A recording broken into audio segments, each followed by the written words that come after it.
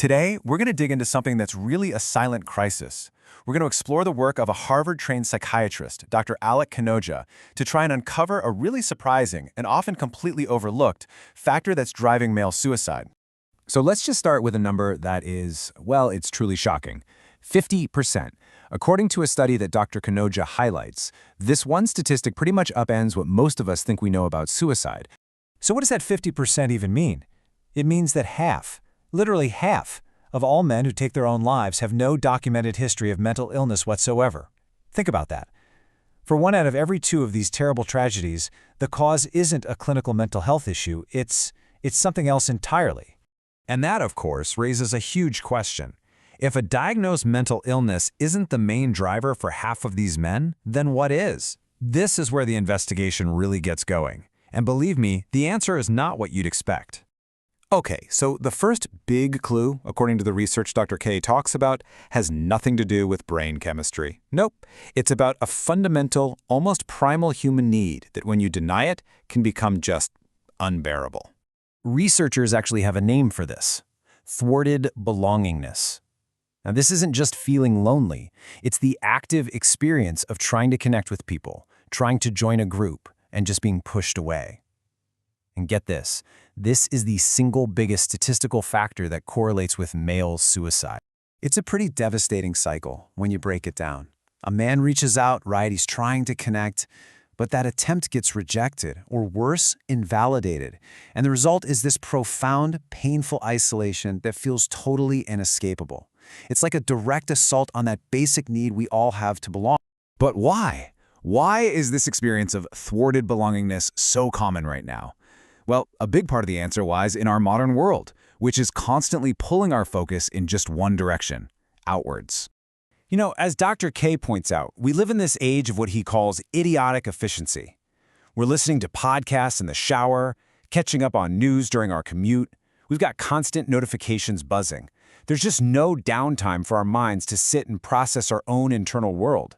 Our attention is always being pulled outside of ourselves. And when we lose that quiet time, we lose connection with our internal compass, our own feelings, our values, our sense of purpose. We stop looking inside for answers, and we start depending completely on external signals, likes, other people's opinions, what society expects to tell us who we're supposed to be. Now, this whole situation creates a particularly dangerous trap for men. Because when you lose your internal compass and you're forced to look outside for direction, you can find yourself totally lost in a maze of contradictions. I mean, just look at the barrage of conflicting messages society sends. Be a strong provider, but also be emotionally vulnerable. Be a family man, but also be a stud. You're told you're privileged, and then in the very next breath, you're told you're toxic. It's a completely impossible set of rules to live by. But here's the crucial part. It's what happens next. When a man who's lost in this maze says, "Hey, I'm suffering," or "I'm confused," or "I'm in pain," his experience is so often just dismissed. He's told he has no right to complain because he's privileged, and that is thwarted belongingness right there in action. And when a person's pain is consistently invalidated like that, it doesn't just vanish. No, it creates this dangerous vacuum. They become desperate for anyone or any group that will just acknowledge their struggle and tell them they're not crazy for feeling the way they do. And that vacuum, it gets filled. As Dr. K explains, certain ideologies, the ones we often label toxic masculinity, they thrive because they are the only groups out there that start by validating a man's pain. They're the ones saying, "We see you. Your life is hard, and hey, we know who to blame." They offer that sense of belonging when absolutely no one else will. So, if looking outside for answers is what leads men into this maze, then what's the way out? Well, the solution isn't another external ideology or a new set of rules to follow. It's a really radical shift in direction. Dr. K poses this simple question. Ask yourself, what percentage of your idea of success or your identity comes from outside of you? He says for most people, that number is around 90%. We are almost entirely built on other people's definitions. And that's exactly why the only real way out of the maze is to stop looking for external fixes. The answer isn't a new job or a new relationship or getting more likes. The path forward is the difficult but essential work of looking inward and reconnecting with that internal compass we've all lost touch with.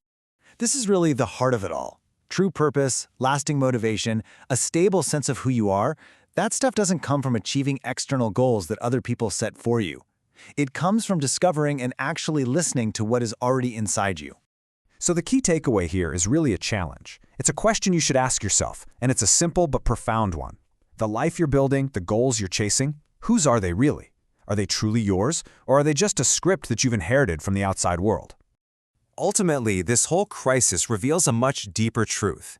The antidote to all that external noise, to the conflicting messages, and to that painful isolation, it isn't about finding a better group to belong to on the outside. It's about finally learning to belong to yourself on the inside.